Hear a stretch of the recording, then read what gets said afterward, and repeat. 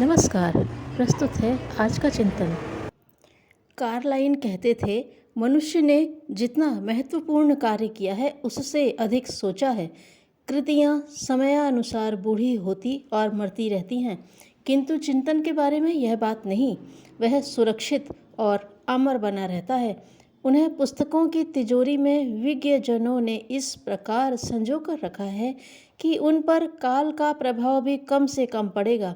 Franklin कहते थे, मैं बगैर खाए और नहाए रह सकता हूँ, पर पुस्तकें पढ़े बिना चैन नहीं पा सकता। मानवीय चेतना वह जानना चाहती है जो उसे अधिक विस्तृत बना सके। यह कार्य सद्ग्रंथों के अतिरिक्त और कोई नहीं कर सकता। एक कहावत है, भले ही पुराना कोट पहनो पर नई पुस्तक खरीदो। हम जो जानते हैं उतना ही काफ़ी नहीं है। अभी इस संसार में बहुत कुछ जानने को शेष है, उसका संचय करना चाहिए।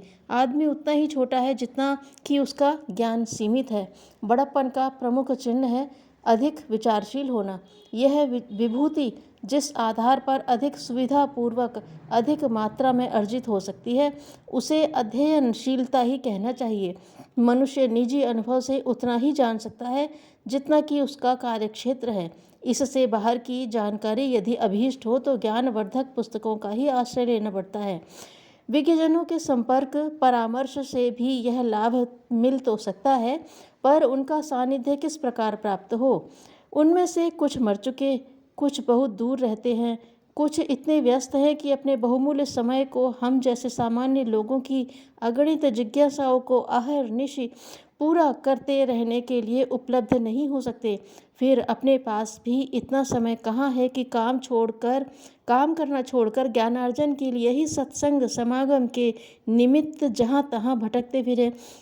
अतएव सत्संग की आवश्यकता पूरी करने का सहज उपाय सुविधा के समय पर अपनी जिज्ञासाओं के अनुरूप सद्ग्रंथों का अध्ययन ही रह जाता है।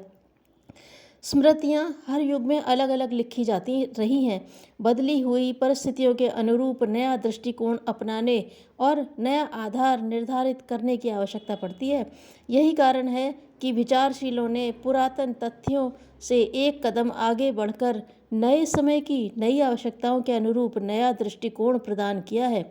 अतएव हर युग का अपना साहित्य होता है। युग साहित्य ही पढ़ने योग्य है।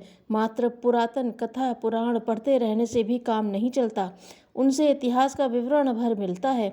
आज की परिस्थितियों, आवश्यकताओं और समस्याओं के समाधान में आज का चिंतन क्या होना चाहिए, इसके लिए युग मनीषी अपने अपने समय पर युग साहित्य का सृजन करते रहते हैं।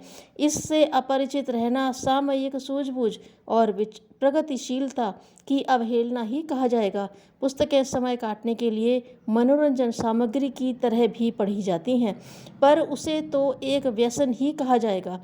ऐसे लोग कुरुचिपूर्ण साहित्य पढ़ते देखे गए हैं। प्रभाव तो उनका भी होता है। जब सत साहित्य पाठक का दृष्टिकोण उत्कृष्ट बनाने का प्रयोजन पूरा करता है, तो कुत्सित साहित्य भी अपना प्रभाव क्यों न छोड़ेगा और पढ़ने वाले को पतन की दिशा में धकेलने से क्यों चूकेगा।